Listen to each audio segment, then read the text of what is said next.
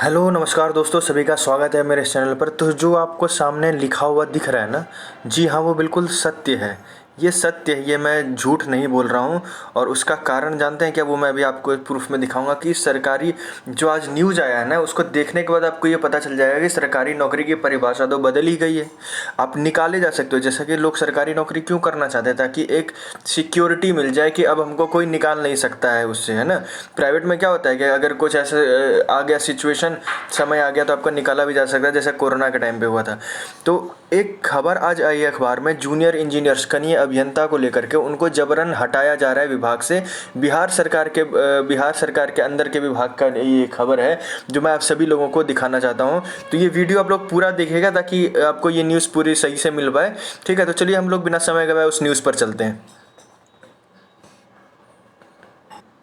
तो देखिए, आपके सामने वो न्यूज़ है जो आज के अखबार में आया था कि कार्य दक्षता के आधार पर हटाए जाएंगे 50 साल से ऊपर के कनीय अभियंता।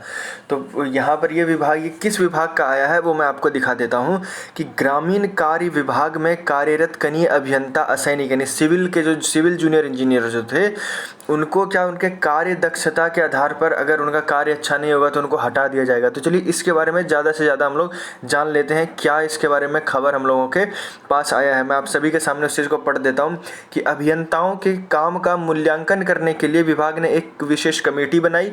कमेटी के अध्यक्ष विशेष सचिव, अपर सचिव या संयुक्त सचिव में से कोई एक होंगे। विभागीय मंत्री व सचिव की सहमति के बाद ही कमेटी गठित की गई है। विभागीय मंत्री मतलब जो भी विभाग के मंत्री हैं, ठीक है। और इसकी जो अभियंता प्रमुख अशोक कुमार मिश्रा ने कमेटी गठन की अधिसूचना जारी कर दी है। सामान्य प्रशासन विभाग की ओर से पहले ही निर्णय लिया गया था कि 50 वर्ष से ऊपर वाले कर्मियों की कार्यदक्षता के आधार पर नौकरी से जबरन हटाया जाए। यानी कि 50 वर्ष के बाद, यानी कि समझ लीजिए कि उनका 10 साल का और उनका नौकरी बचा था, लेकिन उनको कार्यदक्षता देख कर उनको जबरन हटाया जाएगा। ठीक है, 23 जुलाई 2020 को इस बाबत आदेश जारी किया जा चुका है। इस आदेश के आलोक में कई विभागों में विशेषकर इंजीनियरों की कार्यदक्षता के आधार पर हटाया जा चुका है। मतलब कि बिहार सरकार के अंदर कई विभागों में ये चीज़ हो चुका है। तो और अभी मैं क्या कह रहा हूँ कि अभी जैसे ये लोग 50 साल से ऊपर का लेकर के चल रहे हैं, जैसे कि पहले के समय में 50 साल के ऊपर लोगों के ऊपर भी, जो 50 साल से ज़्यादा की उम्र के थे, उनके ऊपर भी संभव नहीं था कि उनको हटाया जाए, लेकिन अभी इस निर्णय पर आया है।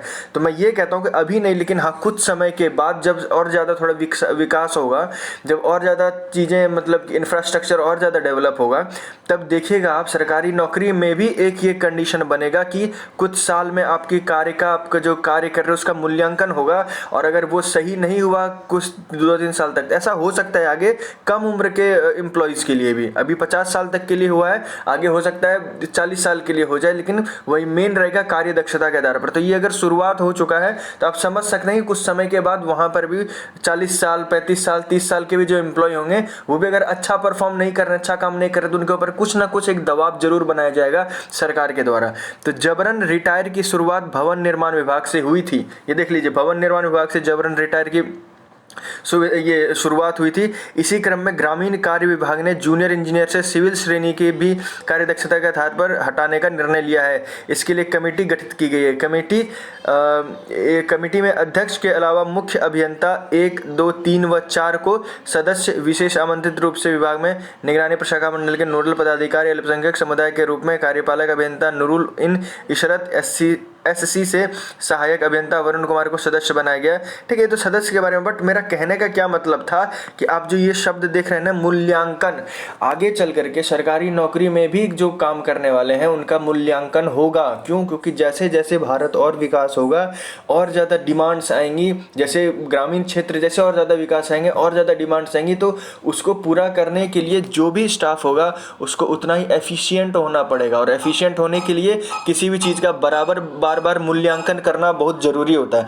तो मुझे ऐसा लगता है कि आने वाले कुछ सालों में, मैं ऐसा नहीं करूँगा अभी या 2 साल बाद, लेकिन आने वाले सालों में ये भविष्य जरूर है कि अगर आपने अच्छा परफॉर्म नहीं किया तो सरकारी नौकरी में भी आपके ऊपर दबाव बनाया जा सकता है।